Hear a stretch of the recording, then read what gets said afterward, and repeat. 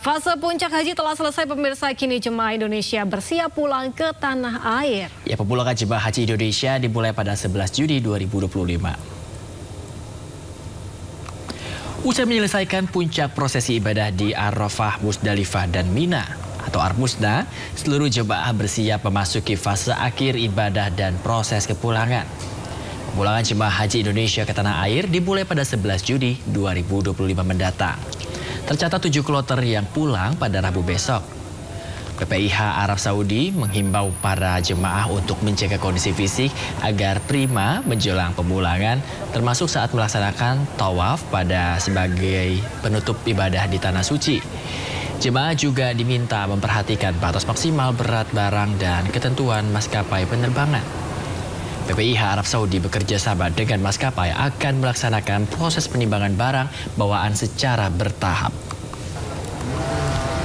Pemulangan jemaah mulai 11 Juni 2025. Fase pemulangan jemaah ke tanah air akan dimulai pada 11 Juni 2025. Setiap jemaah diharapkan mempersiapkan diri dengan baik, termasuk menjaga kesehatan agar tetap fit hingga proses pemulangan selesai. Menjelang keberangkatan, seluruh jemaah melaksanakan tawaf wada sebagai penutup ibadah di Tanah Suci.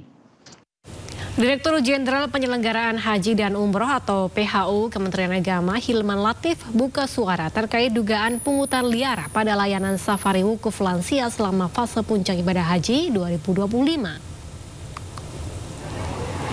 Dirjen PHU Hilman Latif tak menampik adanya sebagian jemaah yang memberikan uang kepada kelompok bimbingan ibadah haji atau KBIH. Biaya tersebut diantaranya untuk jasa pendorongan kursi roda saat umroh wajib atau ibadah lainnya di luar safari wukuf. Namun pemirsa, untuk program safari wukuf yang dijalankan pada Kamis 5 Juni lalu tidak dipungut biaya alias gratis.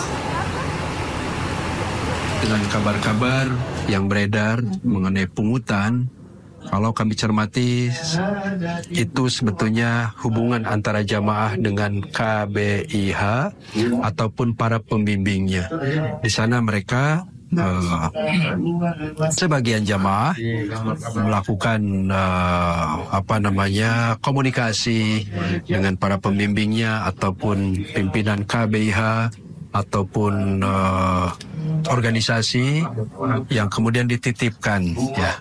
Mereka kemudian ada yang memerlukan biaya untuk pendorongan kursi roda pada saat umroh wajib, pada saat melakukan umroh sunnah, ya. Kemudian juga pada saat kegiatan-kegiatan lain, gitu ya. Dan itu tidak konteksnya dalam konteks safari wukuf, ya. Dan mungkin juga ada jamaah yang melaporkan bahwa mereka sudah membayar pada orang yang akan membantu itu, kemudian kebetulan orangnya juga ada yang terpilih karena kondisi tertentu menjadi jamaah yang ikut safari wukuf, gitu ya. Tapi kalau kita cermati bahwa biaya yang diperlukan untuk kursi roda itu memang iya ada, terutama untuk kegiatan-kegiatan di haram lebih banyak di situ. Tetapi untuk safari wukuf, ya, pemerintah, Kementerian Agama, petugas tidak memungut biaya apapun. Setelah sempat dihentikan sementara sejak 1 Juni 2025, jelang puncak ibadah haji, bus sholawat kini kembali beroperasi melayani jemaah haji Indonesia di Mekah. Ya, beroperasinya kembali bus sholawat selama 24 jam mempermudah jemaah saat akan melaksanakan ibadah di Masjidil Haram dari hotel tempat menginap.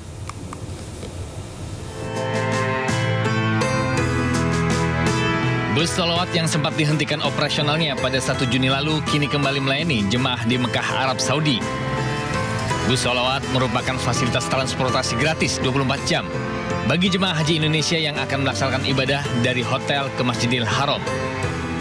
Kembali beroperasinya bus sholawat sangat mempermudah jemaah hingga merasa nyaman selama di Mekah.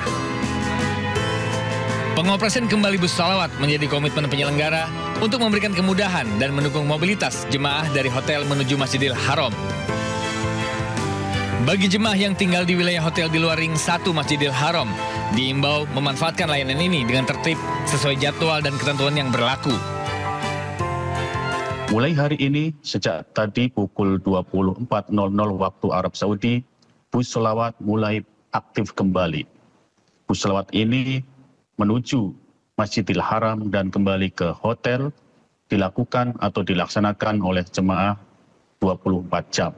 Oleh karena itu, manfaatkan fasilitas bus sholawat ini sebagai tempat media untuk beribadah di Masjidil Haram. Demi keselamatan dan kenyamanan bersama, petugas juga melakukan pemantauan dan koordinasi di lapangan agar layanan transportasi ini dapat berjalan dengan lancar dan tertib. Dari Mekah, Arab Saudi, Gigi Irfan, iNews melaporkan.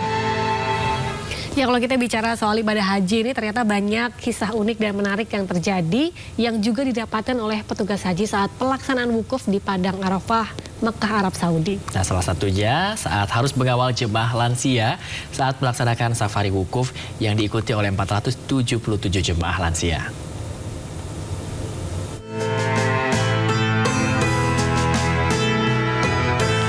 Usai puncak ibadah haji terlaksana, banyak kisah haru dan unik yang didapatkan petugas haji di Mekah, Arab Saudi. Tak hanya fisik yang diuji, bahkan empati dan ketulusan hati harus selalu dijaga, terutama saat melayani jemaah lansia dan disabilitas. Para petugas menganggap jemaah lansia yang mereka tangani adalah orang tua sendiri. Kisah unik terjadi saat petugas menemani program safari wukuf. Total ada 477 jemaah lansia yang ikut dan mereka tidak ditempatkan di tenda, melainkan dari dalam bus. Mereka tak hanya mengantarkan jemaah menunaikan wukuf, tetapi juga menghadirkan rasa aman, nyaman, dan dimanusiakan sepenuhnya. Awalnya di bis, ayo turun, itu ada bisa setengah jam atau bahkan lebih menyuruh mereka turun ke evakuasi saat kedatangan. Itu tidak mau sampai lama sekali. Mereka nggak percaya. Emangnya siapa ini ya? Gitu ya. Sekitar begitu mereka mau, mereka turun, kita jelaskan kenapa mereka ada di hotel safari wukuf. Kita bilang bahwa ibu adalah orang-orang terpilih, menjadi keluarga baru kita semua, menjadi orang-orang yang kita anggap sebagai nenek dan kakek kita sendiri. Kisah tentang Yundarini bukan hanya tentang kerja keras, tetapi juga tentang cinta yang tulus tanpa syarat. Di tengah lautan manusia menunaikan rukun Islam kelima, hadir sosok-sosok seperti Yundarini yang diam-diam menyalakan cahaya kasih dan pengabdian. Dari Mekah, Arab Saudi, Ramdhani, iNews melaporkan. Pemirsa, setelah melaksanakan rangkaian rukun haji di Armusna, jemaah haji kembali ke Mekah untuk melaksanakan tawaf ifadah dan sa'i.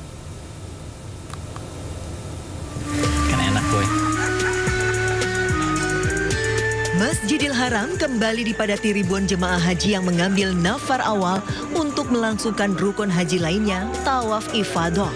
Jemaah haji diwajibkan mengelilingi Ka'bah sebanyak 7 kali, di mana di 3 putaran pertama, jemaah diwajibkan berlari-lari kecil sambil melantunkan kalimat talbiyah dan memperbanyak zikir serta doa.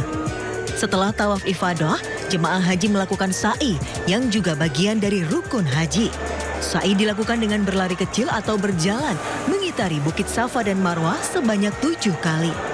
Setelah menjalani rangkaian ini, jemaah haji bisa bertahalul dan wada yang merupakan tahapan akhir ibadah haji.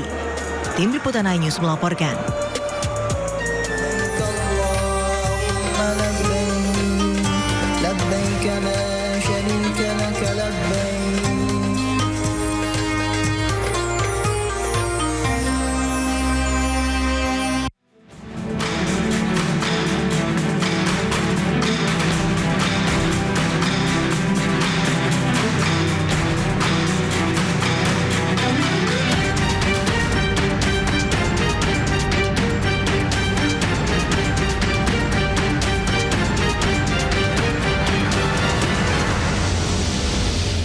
Pemerintah daerah diminta memeriksa langsung kesiapan dan progres pembentukan Koperasi Merah Putih. Ya, salah satunya adalah proses pengajuan dokumen untuk disahkan notaris hingga koperasi dianggap ada dan bantuan bisa diturunkan.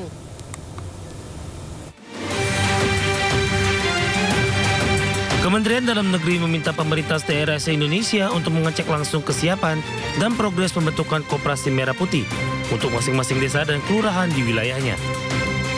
Pasalnya hingga saat ini baru 15.276 desa atau kelurahan yang telah melakukan proses pengajuan dokumen ke notaris.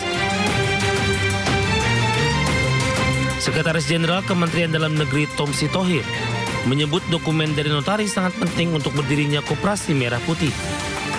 Nantinya jika koperasi belum disahkan oleh notaris, maka koperasi tersebut belum dianggap ada, sehingga bantuan belum bisa diturunkan, baik bantuan dalam bentuk permodalan dan bantuan lainnya. Kalau koperasinya belum memiliki dokumen yang sudah disahkan oleh notaris, maka koperasi tersebut belum dianggap ada, sehingga bantuan belum bisa diturunkan ke sana. Baik itu permodalan dan lain sebagainya. Oleh sebab itu, Bapak Ibu Kepala Daerah sekalian atau yang mewakili, tolong cek lagi. Koperasi Merah Putih ini rencananya akan di-launching oleh Presiden pada tanggal 12 Juli mendatang. Pembentukan Koperasi Desa Merah Putih ini bertujuan untuk memperkuat perekonomian desa, meningkatkan nilai tukar petani, hingga menciptakan lapangan kerja.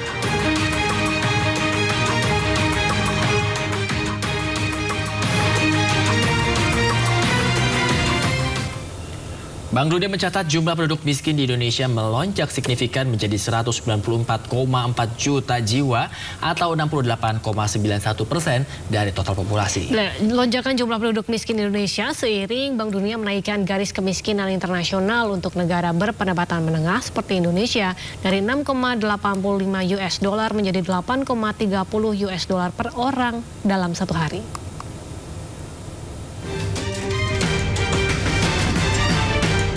Jumlah penduduk miskin di Indonesia melonjak signifikan menjadi 194,4 juta jiwa atau 68,91% dari total populasi, menyusul revisi metode penghitungan garis kemiskinan oleh Bank Dunia. Perubahan ini disebabkan adopsi standar baru Purchasing Power Parity 2021 yang menggantikan standar Purchasing Power Parity 2017. Revisi tersebut tercantum dalam laporan Juni 2025 Update to the Poverty and Inequality Platform yang dirilis Bank Dunia. Dalam laporan tersebut, Bank Dunia menaikkan garis kemiskinan internasional untuk negara berpendapatan menengah seperti Indonesia dari 6,85 dolar Amerika menjadi 8,30 dolar Amerika per orang per hari. Selain itu, garis kemiskinan untuk negara berpendapatan rendah dinaikkan 2,15 dolar per hari menjadi 3 dolar Amerika Serikat per hari. Sementara untuk negara berpendapatan menengah bawah naik dari 3,65 dolar Amerika Serikat per hari menjadi 4,20 dolar Amerika Serikat per hari. Meski demikian, data Bank Dunia berbeda jauh dari data resmi pemerintah. Menurut BPS, per September 2024 jumlah penduduk miskin Indonesia tercatat hanya 24,06 juta jiwa atau 8,57% dari total populasi. Perbedaan ini disebabkan oleh perbedaan metodologi yang digunakan. Sebelumnya dalam laporan Macro Poverty Outlook edisi April 2025 mencatat, tingkat kemiskinan Indonesia sebesar 60,3% berdasarkan PPP 2017 atau mencapai 171,8 juta jiwa.